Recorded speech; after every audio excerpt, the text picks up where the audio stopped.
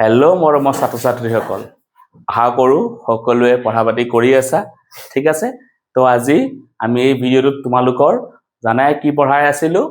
ৰাসায়নিক বিক্ৰিয়া আৰু সমীকৰণ পঢ়াই আছিলোঁ। তাৰে আমি আজি 3 নম্বৰ পাৰ্টটো লৈ আহিছোঁ। ঠিক আছে, আমি প্ৰথম আৰু দ্বিতীয় পাৰ্টটো তোমালোকক অলৰেডি আপলোড হৈছে। তোমালোকে যদি কিবা তাৰে মানে বুজা নাই বা যদি পঢ়া নাই তোমালোকে এবাৰ ভিডিঅ'টো চাই ল'বা। ঠিক আছে, কাৰণ আমি তোমালোকক ক'ব গ'লে চেপ্টাৰটোৰ অন্তিম পৰ্যায়লৈকে আহি পাইছোঁ। শেষে হ'ব আমাৰ চেপ্টাৰটো। দেন আমি ইয়াৰ পৰা কিছুমান ইম্পৰ্টেণ্ট কুৱেশ্যনছবোৰ পৰীক্ষাত অহা বা ইয়াৰে আমাৰ কিতাপত যি প্ৰশ্নবোৰ আছে আমি গোটেইবোৰ কৰিবৰ কাৰণে ট্ৰাই কৰিম। ঠিক আছে, তো ব'লা আজি আমি আমাৰ ভিডিঅ'টো আৰম্ভ কৰোঁ। তো সেইদিনাখন যদি চোৱা, সেইদিনাখন আমি তোমালোকৰ ডিছকাছ কৰি আছিলোঁ তোমাৰ যিমান যি আমাৰ ৰাসায়নিক বিক্ৰিয়াবোৰ আছে সেই ৰাসায়নিক বিক্ৰিয়াৰ প্ৰকাৰবোৰ। ঠিক আছে, আমি 5টা প্ৰকাৰ পঢ়িছিলোঁ। ঠিক আছে, সংযোজন বিক্ৰিয়া, বিয়োজন বিক্ৰিয়া, অপসাৰণ বিক্ৰিয়া বা প্ৰতিস্থাপন বিক্ৰিয়া, দ্বি-অপসাৰণ বিক্ৰিয়া আৰু জাৰণ আৰু বিজাৰণ। ঠিক আছে, তো আমি আজি যোনটো টপিকটো পঢ়িম সেইটো আমাৰ জাৰণ আৰু বিজাৰণৰ ওপৰতে হয়। তো জাৰণ বা বিজাৰণ এবাৰ কৈ দি আছিলোঁ কি আছিলে। তো জাৰণ কোনটো আছিলে, য'ত অক্সিজেন গ্ৰহণ হয় বা হাইড্ৰজেন হেৰুৱায়, আৰু বিজাৰণ য'ত মোৰ কি হয় তোমালোকৰ ক'ব গ'লে আমাৰ হাইড্ৰজেন মানে লাভ কৰে বা অক্সিজেন হেৰুৱায়। ঠিক আছে, তো আমাৰ এতিয়া সেই জাৰণ বা বিজাৰণৰ আমাৰ প্ৰয়োগবোৰ ক'ত ক'ত প্ৰয়োগ হয় বা কেনেকৈ আমাৰ ব্যৱহাৰ হৈ থাকে আমাৰ মানে ডে টু ডে লাইফত, সেইবোৰে আমাৰ আজি টপিক দুটা হয়। ঠিক আছে, তো আমাৰ যোনটো আজি প্ৰথম টপিক সেইটো হৈছে আমাৰ ক্ষয়ীভৱন। ইংলিছত ক'ব গ'লে আমি কৰ'জন বুলি কোৱা যায়। ঠিক আছে, তো তোমালোকে জেনেৰেলি ঘৰত তোমালোকৰ দেখিছাই, ঘৰত যদি তোমালোকৰ খিৰিকী বা তোমালোকৰ যদি যিকোনো যদি তোমালোকৰ যদি গ্ৰিল আছে বা তাতে যদি দেখিবা তোমালোকৰ কি হয় অকণমান যেতিয়াও সেই আমাৰ তোমালোকৰ ক'ব গ'লে আইৰণৰ বস্তুটো যেতিয়াও আমাৰ ক'ত আহি যায়, যেতিয়াও আমাৰ বায়ুমণ্ডলৰ তোমালোকৰ ক'ব গ'লে লগত আহি যায় বা তাত যদি আমাৰ বৰষুণ বা পানী চানী পৰে আমাৰ কি হ'ব ধৰে, সেইটো আমি মামৰে ধৰিব ধৰে। তো সেইটো মোৰ এটা উদাহৰণ কি হয়, ক্ষয়ীভৱনৰ উদাহৰণ হয়। ঠিক আছে, মানে আমি কি ক'ব পাৰো, যিকোনো যদি আমাৰ ধাতুবোৰ যদি বায়ুমণ্ডলৰ আমাৰ লগত আহে তো তাত আমাৰ কি হয়, কিছুমান আমাৰ সিহঁতে মানে ক'ব গ'লে সিহঁতে আমাৰ ক্ষয় যাব ধৰে। তো সেই প্ৰক্ৰিয়াটোকে মই কি বুলি কওঁ, ক্ষয়ীভৱন বুলি কয়। ইয়াত চোৱা তোমালোকৰ লিখাই আছে, যেতিয়া ধাতু এটা তাৰ আমাৰ চৌপাশৰ বিভিন্ন পদাৰ্থবোৰ যেনে জলীয় বাষ্প, এচিড আদিৰ দ্বাৰা আক্ৰান্ত হয় তেতিয়া ইয়াৰ ক্ষয় ঘটা বুলি কোৱা হয়, আৰু এই প্ৰক্ৰিয়াটোকে আমি ক্ষয়ীভৱন বোলা হয়। ঠিক আছে, যেনেকৈ উদাহৰণ স্বৰূপে আমাৰ লোড মামৰে ধৰা। এতিয়া আমাৰ কেতিয়াবাতে MCQত আহি যায় যে লোড মামৰে ধৰিলে আমাৰ আইৰণৰটো কি ৰঙলৈকে সলনি হয়। ঠিক আছে, তো মই কৈ দি আছো এনে আমাৰ ৰঙা মুগা বৰণীয়ালৈকে সলনি হৈ যায়। ঠিক আছে, যদি আমাৰ কেতিয়াবাতে MCQত থাকে অপশ্যনবোৰ যদি থাকে তো আমাৰ কোনটো অপশ্যন হ'ব, ৰঙা মুগা বৰণীয়া। ঠিক আছে, বা আমাৰ তোমালোকে জেনেৰেলি নাম এটা শুনিছা, তোমালোকে যদি চাব যোৱা ষ্টেচু অফ লিবাৰ্টিটো তোমালোকে আগতে শুনিছা। তো তাত যদি তোমালোকে আগৰ যদি তোমালোকৰ ক'ব গ'লে তাত যদি তোমাৰ ফটোটো চোৱা 1990 মানৰ বা 1994 মানত যদি ফটোবোৰ চোৱা তেতিয়া তাৰ ৰংটো বেলেগ আছিলে, আৰু এতিয়া যদি চাব যোৱা তাৰ ৰংটো বেলেগ হয়। তো তাৰ মেইন কাৰণটো কি হৈছে, আমাৰ এই ক্ষয়ীভৱন আমাৰ ক'ব গ'লে মেইন কাৰণটোৱে হৈছে, কাৰণ যিকোনো আমাৰ ধাতুবোৰ সক্ৰিয় হয় তো সেই ধাতুবোৰে আমাৰ কি কৰিব, বায়ুমণ্ডলত আমাৰ বিভিন্ন ৰকমৰ গেছবোৰ আছে, আমাৰ ক'ব গ'লে তাত কিছুমান এচিডীয় বস্তুবোৰো আছে, তো সেইবোৰৰ লগত মিহলি হৈ কিনে তাত কিছুমান আমাৰ কি কৰিব, সিহঁতে আমাৰ লেয়াৰ যেন বনাব আৰু তাক লাহে লাহে আমাৰ হৈ যাব ধৰিব। যেনেকে আমাৰ লোড যদি ক'ব যাওঁ, লোড আমাৰ কি আছে, আমাৰ লোড ক'ব গ'লে আইৰণ আছে। কি আমাৰ যেতিয়া বায়ুমণ্ডলৰ লগত আহিব মানে O2ৰ লগত আহিব তেতিয়া কি বনে মোৰ, এইটো মানুহক মই আগতেও ৰাসায়নিক সমীকৰণত কৈছিলে কি হয়, আমাৰ ফেৰিক অক্সাইড বনে Fe2O3। ইয়াৰ লগত আমাৰ পানীৰ অণু থাকে বোলো, তো এইটোকে মোৰ কি বোলোৱা কোৱা হয়, আমাৰ মামৰ বুলি কোৱা হয় বা মামৰ ধৰা বুলি যে কওঁ, আমাৰ মামৰ ধৰা সূত্ৰটো কি হয়, Fe2O3। ইয়াৰ এতিয়ালৈকে মই তোমালোকক পানীৰ অণুবোৰ নাই কোৱা, কাৰণ ইয়াত ডট তোমালোকৰ পানীৰ অণু থাকে। ঠিক আছে, তো আমাৰ ফেৰিক অক্সাইডটোৱে বেলেগ একো নহয়, আমাৰ মামৰে ধৰা বুলি হয়। কিন্তু যদি পৰীক্ষাত থাকে যদি ফেৰিক অক্সাইড, ফেৰিক অক্সাইডৰ স্ফুটি তো কোনটো হ'ব আমাৰ মেইন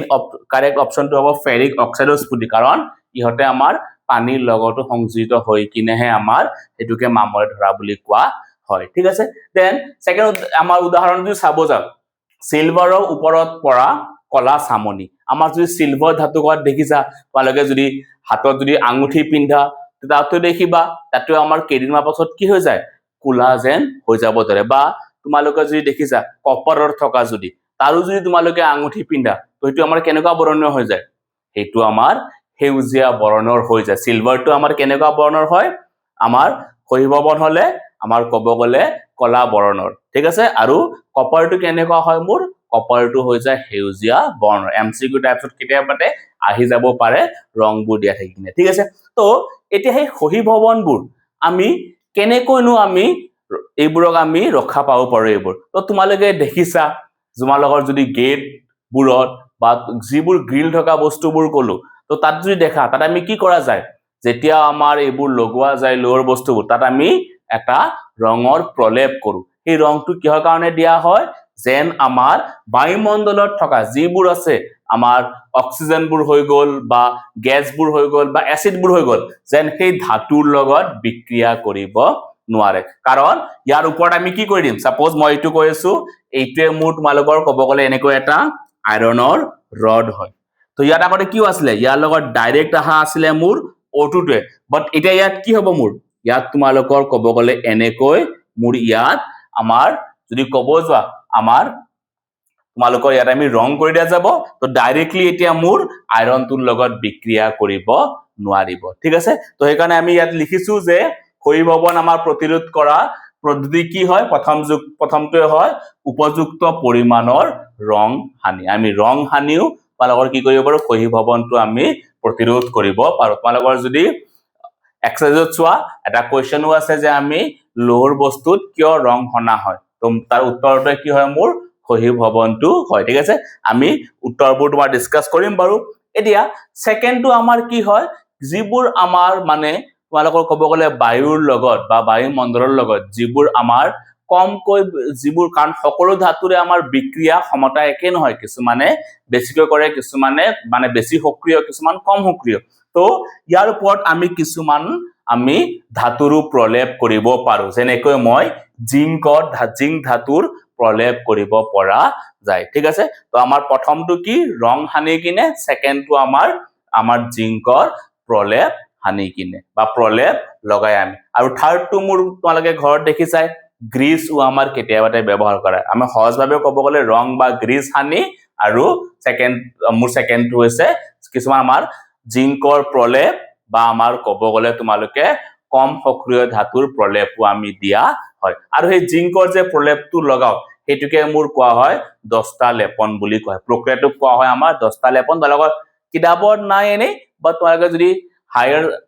যদি সায়েন্স পঢ়া তো তাত তোমালোকে নামটো পাই যাবা 10টা লেপন মানে ঠিক আছে তো এইটোৱে মোৰ আছিলে খহিববন নেক্সট আমাৰ কিছুমান খাদ্য যদি চাব যাও আমাৰ খাদ্যবোৰটো জাৰণ হয় যেনেকৈ তোমালোকে ঘৰত যদি কিছুমান যদি ব্ৰেডবোৰ যদি থৈ দিয়া তো বা কিছুমান আমাৰ দৈয়ে যদি থৈ দিয়া দৈ আমাৰ আজি থলা কেইদিনমান পাছত কি হৈ যাব সেই দৈবোৰৰ আমাৰ দেখিবা যে আমাৰ যিমান যি খাদ্য বস্তুবোৰ কিছুমান খাদ্য বস্তুবোৰ বা দুৰ্গন্ধ ওলোৱা হয় তো সেই মোৰ খাদ্য বস্তুবোৰো আমাৰ জাৰণ হ'ব পাৰে সেই আমাৰ প্ৰক্ৰিয়াটোকে কয় দুৰ্গন্ধিতা বা ৰেনচিচিটি বুলি কোৱা হয় কি হয় আমাৰ ৰেনচিচিটি বা তোমাৰ ক'ব গলে যে যেতিয়াও আমাৰ যিকোনো চৰ্বি থকা বা তেল থকা যদি খাদ্য বস্তুবোৰ থাকে সেইবোৰ আমাৰ জাৰণ হয় কিনে কি কৰে আমাৰ গোন্ধ বা সোৱাদ সলনি হৈ যায় আৰু সেই পৰিঘটনাটোকে মই কি বুলি কওঁ আমাৰ দুৰ্গন্ধিতা বা ৰেনচিডিটি বুলি কোৱা হয় ঠিক আছে ইয়াত চোৱা লিখা আছে যেতিয়াও তেল আৰু চৰ্বিযুক্ত খাদ্য বস্তু জাৰিত হয় তেতিয়া এইবোৰ দুৰ্গন্ধিত হয় আৰু ইহতৰ গোন্ধ আৰু সোৱাদ সলনি হয় এই পৰিঘটনাটোকে দুৰ্গন্ধিতা বা ৰেনচিডিটি বোলা হয় উদাহৰণ যিকোনো আমাৰ দৈ যদি আমাৰ কেদিনমান থৈ দিয়া আমাৰ ব্ৰেডবোৰ যদি কেদিনমান থৈ দিয়া ঠিক আছে তো আমাৰ তাৰে হৈছে এটা এইবোৰক আমি কেনেকৈ ৰক্ষা কৰিব পাৰো তোমালোকে জেনেৰেলি দেখিছা তোমালোকে চিপছবোৰ খোৱা তো চিপছবোৰত মোৰ তাতে তোমালোকে কি দেখা যে ভিতৰত এটা গ্যাস থাকে সেই গ্যাসটো আমাৰ কিয় কাৰণে থাকে সেই আমাৰ যেন এই খাদ্য বস্তুবোৰ বেয়া নহয় মানে দুৰ্গন্ধ আমাৰ নোলাই যেন বা আমাৰ ইহঁতৰ সোৱাদবোৰ যেন সলনি নহয় যেনেকে আমাৰ চিপছৰ পেকেটবোৰত কি থাকে নাইট্ৰজেন গেছটো দিয়া থাকে ঠিক আছে কিয় কাৰণ আমাৰ সেই ৰেনচিটিৰ পৰা আমাৰ বচাবৰ কাৰণেহে থাকে আমাৰ ঠিক আছে ইয়াক আমি কেনেকৈ আমি প্ৰতিৰোধ কৰিব পাৰো আমাৰ যিকোনো প্ৰতিজাৰক পদাৰ্থ যোগ কৰি প্ৰতিজাৰক পদাৰ্থ মানে কি যে যেনেকৈ আমি কৈছিলো যিবোৰ মোৰ আমি যদি ক'ব যাওঁ প্ৰতিজাৰক আমি এন্টি অক্সিডেন্ট বুলি কোৱা হয় ইংলিছত মানে যিবোৰে মোৰ আমাৰ ক'ব গ'লে জাৰণ হোৱাত ৰোধ কৰি দিয়ে মানে বাধা সৃষ্টি কৰে সেইবোৰকে মই প্ৰতিজাৰক পদাৰ্থ বুলি কোৱা হয় যেনেকৈ আমাৰ চিপছৰ পেকেটত আমাৰ নাইট্ৰজেন গেছ থাকে বা তোমালোকে ঘৰত দেখিছা আমাৰ কি কৰে যদি তেনেকুৱা আজি কিবা এটা খোৱা বস্তু ৰৈ গ'ল আমাৰ ফ্ৰিজত থৈ দিয়া হয় ফ্ৰিজত থলে আমাৰ কি হয় এই দুৰ্গন্ধিতা বা ৰেনচিটিৰ পৰা আমাৰ আমি প্ৰতিৰোধ কৰিব পৰা যায় তো আমাৰ ইয়াত যদি চোৱা ফ্ৰিজত ৰখাও আমি কৰিব পাৰো বা আমি খাদ্য বস্তু বায়ুৰুদ্ধ পাত্ৰত ৰখা ঠিক আছে তো এই দুটাই আমাৰ হৈছে তোমালোকৰ জাৰণৰ আমাৰ ইহঁতৰ ডে টু ডে লাইফত আমাৰ ইহঁতৰ ব্যৱহাৰ সমূহ বা কেনেকৈ হৈ থাকে এটা হৈছে সহিবৱন এটা হৈছে ৰেনচিটি তো তোমালোকৰ এই দুটাই টপিক আছিলে আমাৰ লাষ্ট টপিক এইটো চেপ্টাৰৰ ঠিক আছে তো মই যদি ক'ব যাওঁ এই চেপ্টাৰত আমি মেইনলি কি পঢ়িলো আমি চেপ্টাৰত মেইনলি প্ৰথমতে পঢ়িলো যে ৰাসায়নিক বিক্ৰিয়া কাক বোলে সেই ৰাসায়নিক বিক্ৰিয়াবোৰক মই প্ৰতিস্থাপন কেনেকৈ কৰিব পাৰো দেন আমি ৰাসায়নিক সমীকৰণ পঢ়িলো ৰাসায়নিক সমীকৰণটো আমি সন্তুলিত কৰিব লাগে দেন আমি ৰাসায়নিক বিক্ৰিয়াৰ প্ৰকাৰবোৰ পঢ়িলো আৰু সেই ৰাসায়নিক বিক্ৰিয়াৰ প্ৰকাৰৰে আমি এটা দুটা ব্যৱহাৰো পঢ়িলো আমাৰ ডে টু ডে লাইফত ঠিক আছে সহিবৱন আৰু ৰেনচিটি বা দুৰ্গন্ধিতা ঠিক আছে তো আশা কৰো সবেই চেপ্টাৰটো চাবা এবাৰ ভালকৈ পঢ়িবা যিমানখিনি আমি মই পঢ়াইছো এইখিনিয়ে তোমালোকে অলপ বস্তু ভালকৈ পঢ়িবা কাৰণ এই চেপ্টাৰটোৰ পৰা তোমালোকৰ ক'ব গ'লে প্ৰত্যেক বছৰতে তোমালোকৰ থাকে আৰু প্ৰিভিয়াছ যদি চাব যোৱা সন্তুলিত কৰিবৰ কাৰণে দিছিলে বা তোমাৰ যিকোনো এটা বিক্ৰিয়া দি দিব এই বিক্ৰিয়াটোৰ উদাহৰণ লিখিব দিব বা উদাহৰণ দি দিলে সেই বিক্ৰিয়াটো কোনটো বিক্ৰিয়া হ'ব এমসিকিউত আহি যাব পাৰে বলা এতিয়া আমি এই চেপ্টাৰটোৰ পৰা আমাৰ কিতাপত যি প্ৰশ্নবোৰ আছে এই প্ৰশ্নবোৰ আমি অলপ চমুকৈ আজি আমি ডিসকাস কৰো ঠিক আছে তো আমাৰ যদি চাব যা প্ৰথম যি আছে আমাৰ প্ৰশ্নাৱলী তো সেই যদি চাব যা আমাৰ প্ৰথমতে আছে পেজ 6 নম্বৰ পৃষ্ঠা যদি চাব যা আমাৰ প্ৰথম প্ৰশ্নটোৱে আছে যে বায়ুত আমাৰ দহনৰ আগতে মেগনেছিয়ামৰ ফিটা এডাল পৰিষ্কাৰ কৰি ল'ব লাগে কিয় ঠিক আছে আমাৰ যদি তোমালোকে চাব যা কাৰ্যকলাপ 1.1 তে আছিল এইটো মেগনেছিয়াম আৰু আৰম্ভণিটো কৈছিল মেগনেছিয়াম আৰু বা মেগনেছিয়ামৰ দহন বা মেগনেছিয়ামে অক্সিজেনৰ লগত বিক্ৰিয়া কৰি মেগনেছিয়াম অক্সাইড বনাইছিল ঠিক আছে তো আমি যিকোনো যদি আমি এটা মই অকল এইটো বুলি কোৱা নাই আমি যিকোনো যদি এটা ৰাসায়নিক বিক্ৰিয়া কৰো ৰাসায়নিক বিক্ৰিয়া কৰাৰ আগতে আমি যিমান যে বিক্ৰিয়কসমূহ থাকে এই বিক্ৰিয়কসমূহ আমি মানে পৰিষ্কাৰ কৰিব লাগে যেন ভালকৈ আমি মানে চাই চিতি কিনে ইহঁতক আমি বিক্ৰিয়া মানে এনেকুৱা নহয় যে আমি গৈছো বুলো বিক্ৰিয়া কৰে আমি ইহঁতক নিৰ্দিষ্ট মানে সাফ চিকুণেৰে আমি কৰিব লাগে কিহৰ কাৰণে কাৰণ জানাই আমাৰ এইবোৰ বিক্ৰিয়ক হয় যিকোনো বস্তুৰ লগতে লগ লাগি আমাৰ কি কৰি দিব পাৰে বিক্ৰিয়া কৰিব পাৰে সেই কাৰণে মই ইহঁতক সদায় পৰিষ্কাৰ কৰি কিনেহে আমাৰ ল্যাবত তোমালোকে যদি কেতিয়াবা ল্যাবত যোৱা তো তাতেও দেখিবা যে আমাৰ যেতিয়া ল্যাবত যোৱা হয় যিবোৰ আমি খুজুলি ব্যৱহাৰ কৰা যায় আজি আগতে খুজুলিবোৰ আমি ধুই মিলি লওঁ ঠিক আছে দেনহে আমি তাত ৰাসায়নিক বিক্ৰিয়া কৰিব যাও ঠিক আছে তো কিহৰ কাৰণে এটা চোৱা আমাৰ মেগনেছিয়াম যদি আমি এটা সাপোজ যি কোনটা বস্তু এটোৱে কলো মই আমাৰ আইৰণটো আমাৰ এনে থৈ দিলে কি হৈ যায় অক্সিজেনৰ লগত বিক্ৰিয়া কৰি ল'ব আৰু ফেৰিক অক্সাইড বনাই লয় তো তেনেকৈ আমাৰ যদি মেগনেছিয়াম এটা যদি আনি লও ডাইৰেক্ট যদি মেগনেছিয়াম আনি যেনেকৈ থৈ দিও তো তেতিয়া আমাৰ কি হৈ যাব বায়ুমণ্ডলত থকা আমাৰ যদি অক্সিজেনটো আছে তো এই অক্সিজেনৰ লগত বিক্ৰিয়া কৰি কিনে কি কৰি ল'ব নিজৰ ওপৰত তোমাৰ সাপোজ এইটোৱে হয় অক্সিজেনৰ ফিটাৰ আমাৰ ক'ব গ'লে মেগনেছিয়ামৰ ফিটাডাল ইয়াতে মোৰ কি হৈ যাব ইহঁতৰ এটা অক্সিজেনৰ লগত এটা প্ৰলেপ বনাই লব যাৰ কাৰণে যদি মই ইয়াক দহন কৰিব যাও ঠিক আছে তো দহন কৰিব গ'লে আমাৰ ভালকৈ জ্বলিব জানো নিশ্চয় নজ্বলে তো সেই কাৰণে আমি কি কৰা হয় ইয়াক ভালকৈ আগতে সাফ চিকুণ কৰি ল'ব লাগে বা পৰিষ্কাৰ কৰি ল'ব লাগে তো ইয়াত আমি উত্তৰটো লিখিছিলে যে বায়ুত দহনৰ আগতে মেগনেছিয়ামৰ ফিটা এডাল পৰিষ্কাৰ কৰি ল'ব লাগে কিয়নো মেগনেছিয়াম ধাতুৱে বায়ুমণ্ডলীয় অক্সিজেনৰ সৈতে বিক্ৰিয়া কৰি মেগনেছিয়াম অক্সাইড এটা তৰল গঠন কৰে মানে এটা যিকোনো অক্সাইডৰ তৰল গঠন কৰিব মেগনেছিয়াম লগত কৰিছে কাৰণে মেগনেছিয়াম ইয়াত আয়ৰন লগত কৰিছে কাৰণে আমাৰ আয়ৰনৰ বনাইছিলে তো গঠন কৰিব আৰু এই তৰলটোৰ বাবে মেগনেছিয়াম ফিটাই বায়ুত থকা অক্সিজেনৰ আমাৰ প্ৰত্যক্ষ সংযোগ নাপায় মানে দহন কৰিব কাৰণে আমাৰ কি হ'ব আমাৰ প্ৰবলেম হ'ব বা অসুবিধা পোৱা যাব ঠিক আছে তো আমাৰ যদি সেকেন্ড প্ৰশ্নটো চাব যাও আমাৰ সেকেন্ড প্ৰশ্নটো আছে যে আমাক ৰাসায়নিক বিক্ৰিয়াবোৰ দিয়া আছে আৰু সেইবোৰ সন্তুলিত কৰিব দিছিলে ঠিক আছে এইবোৰ মই তোমালোকক যেতিয়া ক্লাছটো কৰাইছিলো তেতিয়া মই কৈছিলো যে মই এইবোৰ তোমালোকৰ কিতাপৰ পৰাই প্ৰশ্নবোৰ লৈছিলো তো হাইড্ৰোজেন প্লাস ক্লোৰিন তো মই যদি চাব যাও আকৌ এবাৰ মই তোমালোকক বুজাই দি আছো ভালকৈ কাৰণ সন্তুলিতৰ আমাৰ ইম্পৰ্টেন্ট টপিক হৈছে ইয়াৰ পৰা সন্তুলিত কৰিব দিব আহে প্ৰত্যেক বছৰে তো আমাৰ কি লিখা আছে হাইড্ৰোজেন তো হাইড্ৰোজেন কি হয় H2 কাৰ লগত বিক্ৰিয়া কৰিছে ক্লোৰিনৰ লগত Cl2 এতৰ অৱস্থাবোৰ লিখিব পৰা তোমালোকে কি অৱস্থা হয় গেছীয় অৱস্থা ক্লোৰিনমোৰ গেছীয় অৱস্থা কি উৎপন্ন কৰিছে হাইড্ৰোজেন ক্লোৰাইড মানে HCl ঠিক আছে এতিয়া ইয়াত চাব যোৱা হাইড্ৰোজেন লোৱা ক্লোৰিন লোৱা বিক্ৰিয়ক ফালে কিমানটা ইহতৰ পৰমাণু আছে দুটা পৰমাণু আছে আৰু বিক্ৰিয়ক ফালে কিমানটা পৰমাণু আছে এটা পৰমাণু তো সন্তুলিত কৰিবৰ কাৰণে কি কৰিব লাগিব ইয়াত আমি 2 লগাই দিব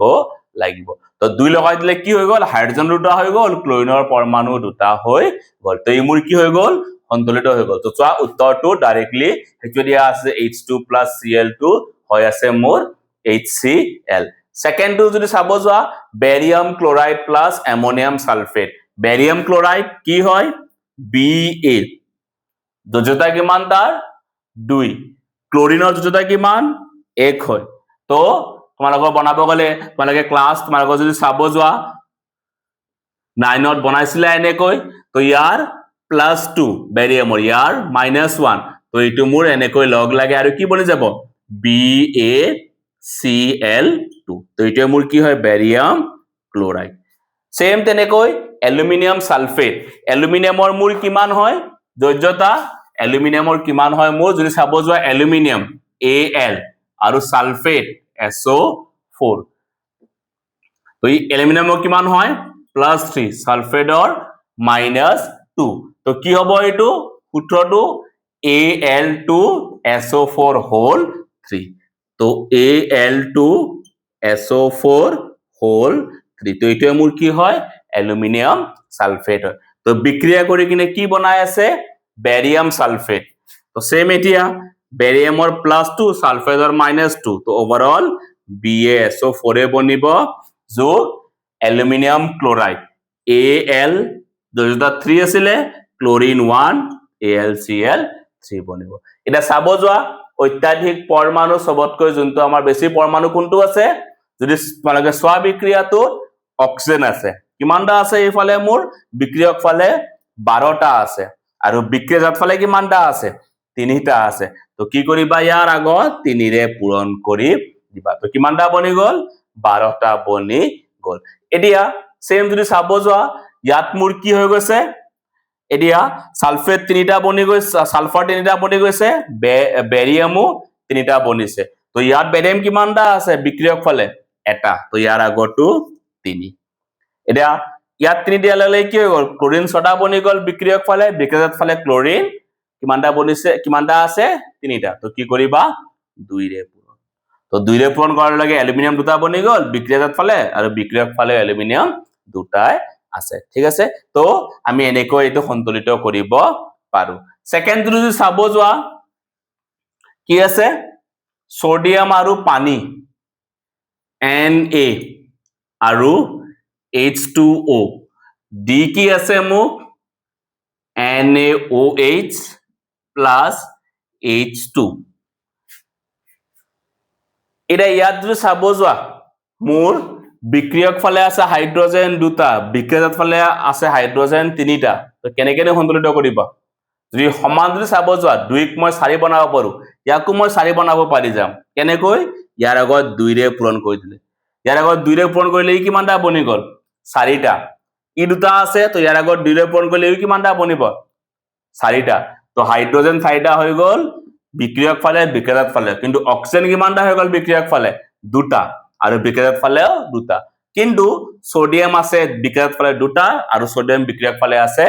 এটা তো ইয়াকো 2 ৰে পূৰণ কৰি ললে এটো মোৰ সন্তুলিত হৈ গল ঠিক আছে তো সন্তুলিত কৰিবৰ কাৰণে যদি তোমালোকে যদি অলপমান কনফিউজ হৈ আছা মই যেতিয়া ক্লাস 2 কৰাইছিলো প্ৰথম ক্লাসটোৱে আমাৰ তাত তোমালোকে গৈ কিনে এবাৰ চাই লবা ঠিক আছে তাত মই নিয়মসমূহ কোৱা নাছিলো কিন্তু এনেকৈ গুটেবোৰ বস্তুবোৰ কৈ দিছিলো ঠিক আছে এবাৰ চাই লবা দেন আমি যদি নেক্সট প্ৰশ্নটো চাব যাও নেক্সট প্ৰশ্নটো আমাৰ সেম আছে কিতাপত যদি চাব যায় কি কিতাপত তোমালোকৰ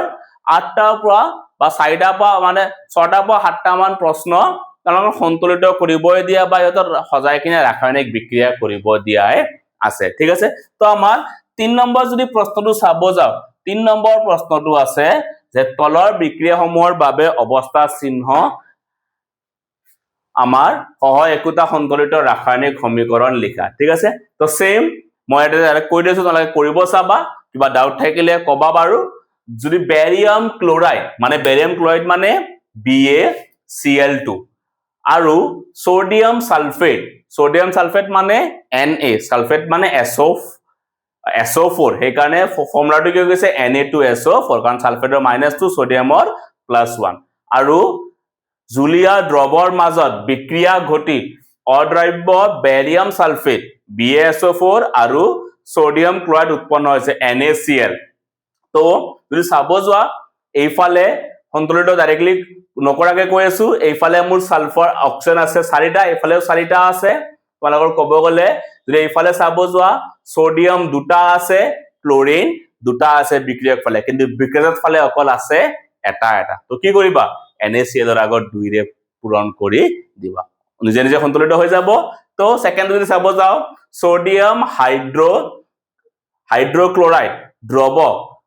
ঠিক আছে হাইড্ৰক্লোৰিক এসিডৰ দ্ৰৱৰে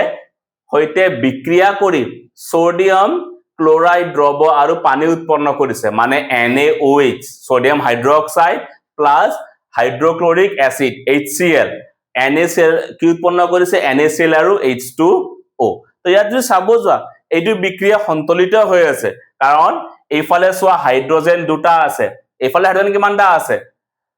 এসিডত হাইড্ৰক্লোৰিক এসিডত এটা আৰু সোডিয়াম হাইড্ৰক্সাইডত এটা তো বিক্ৰিয়াটো নিজে নিজে সন্তুলিত হৈ আছে যদি সন্তুলিত হৈ থাকে মই কৈছিলৱে আমি কৰিব নালাগে ঠিক আছে আমাৰ সেম এতিয়া যদি চাব যাও আমাৰ পেজ নম্বৰ 10ত আমাৰ এটা প্ৰশ্ন আছে এই প্ৰশ্নটো আছে যে হেদিনাখন মই এইটো প্ৰশ্ন কৈছিলো যেতিয়া তোমালোকক বিক্ৰিয়া পঢ়াই আছিলো মই সংযোজন বিক্ৰিয়া এটা পদাৰ্থ Xৰ দ্ৰৱক বগা ৰং হানিবলৈ ব্যৱহাৰ কৰা হয় তো কৈছিলৱে যে এটা কোনটোক ব্যৱহাৰ কৰা হয় তোমালোকে যদি অলপ ভাবিছোৱা কোনটো কৈছিলো মই পইণ্টটো লিখাই দিছিলো কোনটো আছিল ক্যালসিয়াম হাইড্ৰক্সাইড মই বগা ৰং হানিবৰ কাৰণে ব্যৱহাৰ কৰে কি কৈছে যে এটা পদাৰ্থৰ Xৰ দ্ৰৱক হে মানে তো X টো কি হ'ব লাগিব ক্যালসিয়াম অক্সাইড হ'ব লাগিব কাৰণ ক্যালসিয়াম মই যদি চাব যোৱা ক্যালসিয়াম অক্সাইড আছিল তাৰ দ্ৰৱ মানে তাক পানীৰ লগত দিছো তেতিয়াহে মোৰ কি উৎপন্ন হৈছে ক্যালসিয়াম হাইড্ৰক্সাইড টো উৎপন্ন হৈছে যাক মই পুৰা চূন আৰু হিতলিত চূন বুলি কৈছিলো আৰু ইয়াক কৈছিলো আমাৰ বেৰত বগা ৰং হানিবলৈ ব্যৱহাৰ কৰা হয় আৰু ইয়াক যদি আমাৰ কেইদিনমান থৈ দিয়া হয় তেতিয়া আমাৰ কি হৈ যায় বায়ুৰ লগত বিক্ৰিয়া কৰি বায়ুৰ কাৰ্বন ডাই অক্সাইডৰ লগত বিক্ৰিয়া কৰি ক্যালসিয়াম কাৰ্বনেট উৎপন্ন কৰে জুটিয়ে মুক কি কৰে চিকমিকনি আমাৰ দিয়ে ঠিক আছে তো চাই লবা এইটো আমাৰ কেনেবাৰে MCQ থাকিবও পাৰে বা আমি ফাৰ্দাৰ কেনেবাৰে পঢ়িম ক্যালসিয়াম কাৰ্বনেটৰ ব্যৱহাৰবোৰ আমাৰ তেতিয়া তো ইয়াত আমাৰ তো X টো কি হ'ব X টো মই এখানে লিখিছো পুৰা চূন বা ক্যালসিয়াম অক্সাইড হ'ব নেক্সট টু প্ৰশ্ন আছে ইয়াতে পানীৰ হৈতে পদাৰ্থ Xৰ বিক্ৰিয়া লিখা তো Xৰ বিক্ৰিয়া পানীৰ হৈতে কি হ'ব ক্যালসিয়াম হাইড্ৰক্সাইড তো কি উৎপন্ন হ'ব ক্যালসিয়াম হাইড্ৰক্সাইড উৎপন্ন হ'ব বিক্ৰিয়াটো লিখা আছে ঠিক আছে তো বলা আমি নেক্সট প্ৰশ্নলৈকে যাও আমাৰ যদি নেক্সট প্ৰশ্ন চাব যোৱা ইয়াত যদি চাব যোৱা তোমালোকৰ পেজ নম্বৰ 10ত ইয়াতে এটা আকোটা প্ৰশ্ন আছে কাৰ্য আমাৰ ক্লাব লৈ কিনে এটা প্ৰশ্নটো আছে ঠিক আছে হেতু কৰিব চাবা তোমালোকে মই তোমালোকৰ কৰি কিনে নাই দিয়া ঠিক আছে কাৰ্যকলাপৰ মই যেতিয়া চেপ্টাৰবোৰ ডিসকাস কৰিছিলো তেতিয়া কাৰ্যকলাপবোৰ বুজাই কিনে তাৰ কি পৰ্যবেক্ষণবোৰ হয় মই কৈয়ে দিছিলো ঠিক আছে তো যদি মোৰ চাব যোৱা এটা পেজ নাম্বাৰ 13 ত মোৰ এটা প্ৰশ্ন আছে লোৰ গজাল এটা ডুবাই ৰাখিলে কপাৰ সালফেট দ্ৰৱ এটা ৰঙৰ পৰিৱৰ্তন ঘটে কিয় ঘটে আমাৰ কাৰণটো সুধিছে তো এইটো যদি তোমালোকে যদি অলপ মনত কৰা আমি এটা বিক্ৰিয়া পঢ়িছিলো অপহৰণ বিক্ৰিয়া আৰু তোমালোকৰ কাৰ্যকলাপটো দিয়া আছিল মই ইয়াত তোমালোকক কৈছিলো যে সাপোজ মই ইয়াতে তোমালোকৰ এটা দ্ৰৱ ৰাখিছো দ্ৰৱটো কাৰ দ্ৰৱ বুলি কৈছে কপাৰ সালফেটৰ CuSO4 দ্ৰৱ ঠিক আছে মই এটো বুজাই কৈছিলো যেতিয়া মই তোমালোকৰ কব গলে অপহৰণ বিক্ৰিয়াটো পঢ়াইছিলো তো যদি এবাৰ নাই চোৱা ভিডিওটো গৈ কিনে চাই লবা তো ইয়াত মোৰ ইয়াৰ ৰংটো কেনেকৈ হয় বুলি কৈছিলো মই নীলা হয় বুলি কৈছিলো তো ইয়াত যেতিয়া মই কি কৰো কিছুমান যদি মই গজালি দিও তো গজালি দিলে কি হৈ যাব তো গজালি দিলে এই ইয়াৰ লাহে লাহে নীলা ৰংটো মোৰ কলেগে পৰিৱৰ্তন হয় বুলি কৈছিলো মোৰ লাহে লাহে নীলা ৰংটো পৰিৱৰ্তন হয় হেউজিয়ালৈ ঠিক আছে কিহৰ কাৰণে হোৱা আছিল কাৰণ ইয়াত মোৰ কি হোৱা আছিল আইৰনে কপাৰ সালফেটৰ লগত বিক্ৰিয়া কৰি কাৰণ আইৰণটো সক্ৰিয় হয় কপাৰতকৈ তো কি কৰে অপহৰণ ঘটায় আৰু আইৰন সালফেট আৰু লগত কপাৰ উৎপন্ন কৰে ইয়াৰ ৰংটো আছিল নীলা তো সেইকাৰণে মোৰ আগতে দ্ৰৱটো ৰংটো আছিল নীলা আৰু ইয়াৰ ৰংটো মোৰ হৈ যায় হেউজিয়া সেইকাৰণে মোৰ লাহে লাহে তোমালোকৰ কব গলে দ্ৰৱৰ ৰংটো পৰিৱৰ্তন হোৱা দেখিবা ইয়াত যদি চাব যা মই উত্তৰটো লিখিছিলো যে লো কপাৰতকৈ অধিক সক্ৰিয় হোৱাৰ বাবে কপাৰ সালফেট দ্ৰৱৰ লো গজাল এটা ডুবাই দিলে লোহে কপাৰ সালফেট দ্ৰৱৰ পৰা কপাৰক অপহৰিত কৰে ফলত কপাৰ সালফেট দ্ৰৱৰ গাঢ়তা কমি যায় আৰু কপাৰ সালফেট দ্ৰৱৰ নীলা বৰণ হেতা হৈ পৰে আৰু লোৰ গজাল তাম বৰণৰ হৈ যায় ঠিক আছে তো আমাৰ বিক্ৰিয়াটো লিখাই দিছো এইটোৱে বিক্ৰিয়া আৰু বিক্ৰিয়াটো মই কি বিক্ৰিয়া বুলি কৈছিলো অপহৰণ বিক্ৰিয়া বুলি কৈছিলো ঠিক আছে তো সেকেন্ড যদি চাব যোৱা আমাৰ যোনটো সেকেন্ড প্ৰশ্ন আছে ইয়াতে সেকেন্ড প্ৰশ্নটোৱে আছে আমাৰ জাৰণ আৰু বিজাৰণৰ ওপৰত তো ইয়াতে আছে মোৰ তলত বিক্ৰিয়া কেইটা জাৰিত আৰু বিজাৰিত হোৱা পদাৰ্থসমূহ বাছি উলোৱা তো দিয়া আছে Na মই সন্তলিত ঠিক আছে সন্তলিত কৰি দি আছো আৰু দিয়া আছে Na2O তো সেম যদি চাব যোৱা এইফালে অক্সিজেন আছে দুটা এইফালে আছে এটা তো ইয়াৰ আগত 2 ৰে পূৰণ ইয়াত 4টা হৈ গলে ইয়াত 4টা ঠিক আছে তো এতিয়া ইয়াত যদি কব দিছে মোক জাৰিত আৰু বিজাৰিত হোৱা পদাৰ্থসমূহ তো জাৰণ মানে বিজাৰণ কি আছিলে যদি অক্সিজেন যোগ হয় বা অক্সিজেন হেৰুৱায় তেতিয়া মই জাৰণ বুলি কওঁ অক্সিজেন যোগ হলে আৰু অক্সিজেন হেৰুৱালে বিজাৰণ তো ইয়াত যদি তোমালোকে চাব যোৱা কোড অক্সিজেন যোগ হৈ আছে সোডিয়ামত অক্সিজেন যোগ হৈ আছে তো সোডিয়ামক কি হোৱা বুলি কম মই জাৰিত হোৱা বুলি কম তো বিজাৰণ কোন হ'ব এটা যদি জাৰিত হয় আনটো কোন কি হ'ব বিজাৰিত হ'ব তো ইয়াত মই কি ক'ব যে এই বিক্ৰিয়াটোত সোডিয়াম জাৰিত হয় সোডিয়াম অক্সাইড উৎপন্ন হৈছে আৰু অক্সিজেন বিজাৰিত হৈছে ঠিক আছে সেকেন্ড বস্তু চাব যোৱা CuO+H2 দি আছে Cu+H2O তো ইয়াত কি হৈ আছে সেম কপাৰৰ পৰা অক্সিজেন আঁতৰি গৈ আছে আৰু হাইড্ৰজেনে অক্সিজেনটো গ্ৰহণ কৰি আছে তো কপাৰটো কি আমাৰ কব গলে কপাৰটো কি হ'ব কপাৰ অক্সাইডটো বা অক্সিজেন আঁতৰি গৈ আছে মানে কি বিজাৰিত হৈ আছে কলৈকে কপাৰলৈকে আৰু হাইড্ৰজেনটো কি কৰি আছে O2 গ্ৰহণ কৰি আছে তো কি হ'ব হাইড্ৰজেনটো মোৰ কলেগে জাৰিত হাইড্ৰজেনটো কি হ'ব মোৰ জাৰিত হ'ব কলেকে H2O লৈ ঠিক আছে দেন মোৰ এটা যদি চাব যোৱা এখিনি আছিল মোৰ ইনটেক্স তোমালোক এটা যদি চাব যোৱা অনুশীলনীৰ তো ইয়াত যদি আমি বলা চাব যোৱা প্ৰথম প্ৰশ্নটো আমাৰ প্ৰথম প্ৰশ্নটো এটা এমসিকিউ টাইপস আছে ইয়াত দিয়া আছে তলৰ বিক্ৰিয়াটোৰ বাবে আমাৰ উক্তসমূহৰ কোনটো অশুদ্ধ ঠিক আছে তো আমাক কৈছে যে কোনটো ঔষধ এটা বিক্রিয়া দিয়া আছে ইয়াত কৈছে যে মোৰ কোনটো জাৰিত হৈ আছে কোনটো বিজাৰিত হৈ আছে বলো ঠিক আছে অলপ আগতে কলুৱে মই ইয়াত মই উত্তৰটো লিখি দিছো বাৰু তোমালোকে এইটো অলপমান নিজেই কৰিব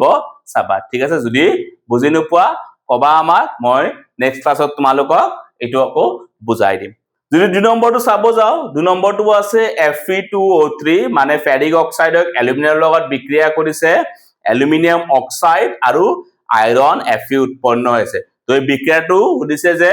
ওপৰৰ বিক্ৰিয়াটো এটা উদাহৰণ তো কোনটো উদাহৰণ হয় এটা সংযোজন বিক্ৰিয়া এটা দ্বি-অপহৰণ বিক্ৰিয়া এটা বিয়োজন বিক্ৰিয়াৰ এটা অপহৰণ বিক্ৰিয়া তো যদি সবৰে ডেফিনেশনবোৰ নাম মতে যদি চাব যায় না কৈছিলে সংযোজন বিক্ৰিয়া মানে কি যোগ লাগি আছে যোগ হৈ আছে তো ইয়াত যোগ হৈ আছে জানো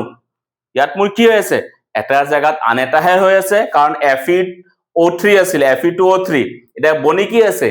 Al2O3 মানে কি হৈছে যে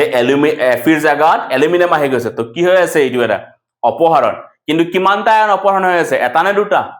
এটা আয়ন হে তো এইটোক আমাৰ কি বুলি কম এটা অপহৰণ বিক্ৰিয়া বুলি কয় যদি দুটা হৈ থাকিলে হয় তো কি বুলি কলো হয় আমাৰ দ্বি-অপহৰণ বিক্ৰিয়া বুলি কয় এটা কি কাৰ উদাহৰণ হ'ব এটা অপহৰণ বিক্ৰিয়াৰ উদাহৰণ হ'ব আৰু এক্সাম তোমালোকৰ ক'ব গলে বোৰ্ডৰ এনেকুৱাই কোৱেশ্চনছ বোৰ এমসিকিউ টো থাকিব পাৰে ঠিক আছে আমি নেক্সট ক্লাছত বাৰু ডিসকাস কৰিম প্ৰিভিয়াস তোমালোকৰ আহা কোৱেশ্চনছ সমূহ এমসিকিউ সমূহ বা ইয়াৰ পৰা কি কি কোৱেশ্চন আহিছিলে দেন আমি যদি নেক্সট কোৱেশ্চনটো চাব যাও নেক্সট কোৱেশ্চনটো আছে কি ঘটে যেতিয়া লঘু হাইড্ৰক্লোৰিক এসিড লোৰ গুৰিত যোগ কৰা হয় শুদ্ধ উত্তৰটো টিক চিন দিয়া ঠিক আছে মানে কি কৈছে যে যেতিয়া লোৰ গুৰি এটা মোৰ লঘু হাইড্ৰক্লোৰিক এসিডৰ লগত ব্যৱহাৰ কৰা হয় তো ইয়াত মই যদি তোমালোকৰ ক'ব যাও এটা সহজভাৱে কৈ আছো তোমালোকৰ কাৰ্যকলাপটো কৈছিলো জিংকৰ লগত আমাৰ ক'ব গলে গাঢ় H2SO4 টো দি কিনে তো যেতিয়া মোৰ এটা ধাতু থাকে ধাতু তাক যদি মই কি কৰা যায় ক'ব গলে যেনেকে ক'ব গলে এসিডৰ লগত যদি বিক্ৰিয়া কৰা যায় এতিয়া তেনেলি আমাৰ গাঢ় H2SO4 হ'ব বা যিকোনো এসিডৰ তো তেতিয়া মোৰ তাত সদায় দেখিবা হাইড্ৰোজেন গেছ উৎপন্ন হ'বই সদায় এসিডক মোৰ ধাতুৰ লগত বিক্ৰিয়া কৰিলে আমাৰ হাইড্ৰোজেন গেছ উৎপন্ন হয় আমি আমাৰ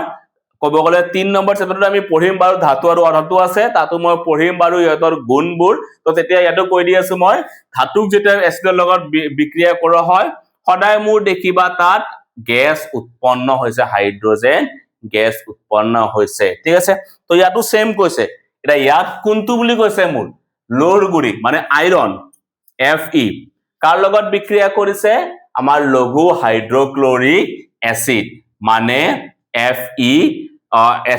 মানে হাইড্ৰক্লোৰিক এসিড মানে HCl তো কি উৎপন্ন হ'ব এটা ধাতু এসিডৰ লগত বিক্ৰিয়া কৰিছে গ্যাস উৎপন্ন হ'ব H2 গ্যাস তো বাস আৰু কি উৎপন্ন হ'ব লগতে চাব যোৱা বাছিলে কি FeCl উৎপন্ন হ'ব ঠিক আছে তো ইয়াত যদি চাব যোৱা তোমালোকৰ সন্তুলিত কৰিব নেলাগে কাৰণ আমাৰ বিক্ৰিয়াটো সন্তুলিত কৰিব কাৰণে তেনেকুৱা একো প্ৰশ্ন এটা সুধিছিলে কি তো প্ৰথম অপচনটো আছিলে হাইড্ৰোজেন গেছ আৰু আইৰন ক্লোৰাইড উৎপন্ন হয় তো হাইড্ৰোজেন গেছ উৎপন্ন হৈছে আইৰন ক্লোৰাইড উৎপন্ন হৈছে তো প্ৰথমটো আমাৰ কাৰেক্ট হয় বলা সেকে বাকিবোৰ চাই ল আমাৰ ক্লোৰিন গেছ আৰু আইৰন হাইড্ৰক্সাইড ক্লোৰিন গেছ হৈছে জানো নাই হোৱা বিক্ৰিয়া নঘটে তো এটো নহয় আইৰনৰ লব আৰু পানী উৎপন্ন হয় তো ইয়াত কিবা অপচন আছিল জানো নাই তো ইয়াত কেনেকৈ পানী উৎপন্ন হ'ব ঠিক আছে তো ডাইৰেক্টলি আমাৰ অপচন কোনটো হয় এটোৱে হয় দেন আমি যদি 4 নম্বৰ প্ৰশ্নটো চাব যাও 4 নম্বৰ প্ৰশ্নটো আছে আমাৰ সন্তুলিত ৰাসায়নিক সমীকৰণ কি তাৰপিছত ৰাসায়নিক সমীকৰণসমূহ কিয় সন্তুলিত কৰিব লাগে তো মই যেতিয়াও তোমালোকৰ চেপ্টাৰটো টপিকটো যদি পঢ়াই আছিলো তেতিয়া মই কৈছিলো এবাৰো ঠিক আছে তো ইয়াতো আমি ইয়াৰ আগতে প্ৰশ্নবোৰ কইলো তাতো দেখিছা ৰাসায়নিক সন্তুলিত মানে কি আছিলে যেতিয়াও দুইফালে মানে বিক্ৰিয়ক আৰু বিক্ৰিয়া জাত আমাৰ যদি এটা ৰাসায়নিক বিক্ৰিয়াত থকা বিক্ৰিয়ক আৰু বিক্ৰিয়া জাতৰ ফালে যদি আমি কি কৰো পৰমাণুৰ সংখ্যাবোৰ যদি সমান কৰো তেনে সমীকৰণক ৰাসায়নিক সমীকৰণক আমি কি বুলি কওঁ সন্তুলিত ৰাসায়নিক সমীকৰণ বুলি কয় লিখাই আছে যি ৰাসায়নিক সমীকৰণত বিক্ৰিয়ক আৰু বিক্ৰিয়ক পদাৰ্থ প্ৰতিটো মৌলৰ বা পৰমাণুৰ সমান মৌলৰ সমান সংখ্যক পৰমাণু থাকে তাকে সন্তুলিত ৰাসায়নিক সমীকৰণ বোলে যিকোনো এটা উদাহৰণ দি দিব পাৰা ঠিক আছে ইয়াত মই H2 আৰু O2 আমাৰ পানী উৎপন্ন হোৱাটো দিছিলো তোমালোকে যিকোনো এটা উদাহৰণো দিব পাৰা উদাহৰণ নাই হুদা কিন্তু আমাৰ কি হয় উদাহৰণ এটা বস্তু যদি আমাৰ ডেফিনেশন হুদিছে ব্যাখ্যা কৰিব দিছে বা তা আমি উদাহৰণ দিয়াটো অলপ ভাল হয় কাৰণ এটা উদাহৰণ দিলে এটা যেতিয়া এক্সামিনাৰে কপি চেক কৰে তোমালোকৰ এটা ভাল ইমপ্ৰেশনস বনি যায় ঠিক আছে তো সাবা উদাহৰণটো দিব কিন্তু এনেকুৱা নহয় যে উদাহৰণ দি দিলা বলে উদাহৰণটো ভুল লিখিলা যদি শুদ্ধকৈ জানা তেতিয়াহে উদাহৰণ দিব চেষ্টা কৰিবা আমি দেখত কৈছে ৰাসায়নিক সমীকৰণসমূহ কিয় সন্তুলিত কৰিব লাগে পাছত কৈছিলো মই কি হয় কাৰণ আমাৰ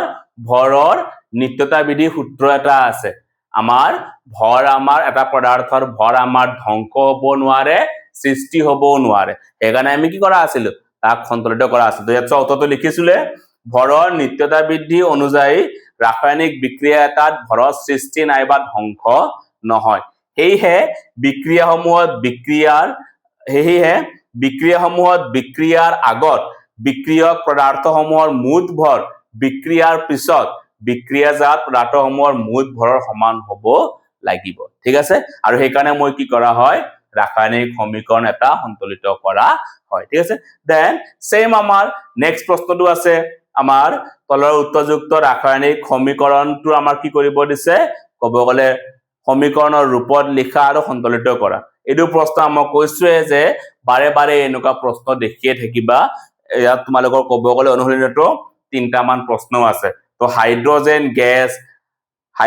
গেছে নাইট্ৰোজেনৰ সৈতে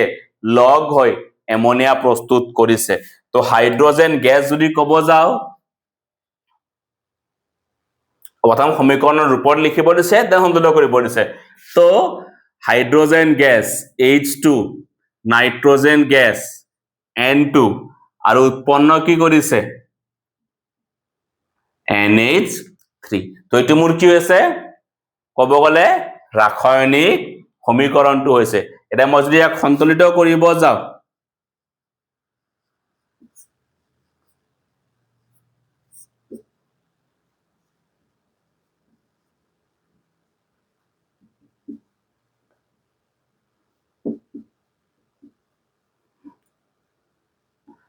তো সন্তুলিত কৰিব গলে কি হ'ব ইয়াত চাব যোৱা হাইড্ৰোজেন দুটা ইয়াত চাব গলে হাইড্ৰোজেন তিনিটা তো কেনেকৈ কৰিবা ইয়াৰ আগত যদি মই H2 ৰ আগত যদি 3 লগাই দিও আৰু যদি ক'ব গলে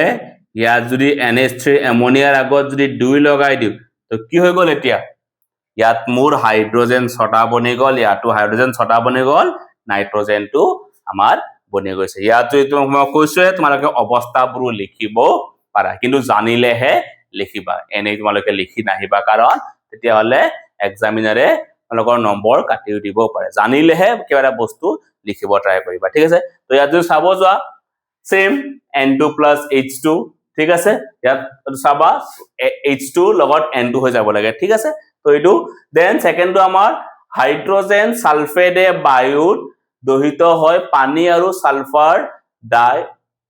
অক্সাইড উৎপন্ন কৰে সেম হাইড্ৰোজেন সালফেট মানে H2S কাৰ লগত বিক্ৰিয়া কৰিছে বায়ুত মানে O2 ৰ লগত যেতিয়াও দহন বা বায়ু থাকে যেনে আমি অক্সিজেনে ধৰা হয় তো O2 ৰ লগত কি উৎপন্ন কৰিছে আমাৰ ক'ব গলে পানী H2O আৰু সালফাৰ ডাই অক্সাইড SO2 উৎপন্ন কৰিছে ঠিক আছে তো এটো সেম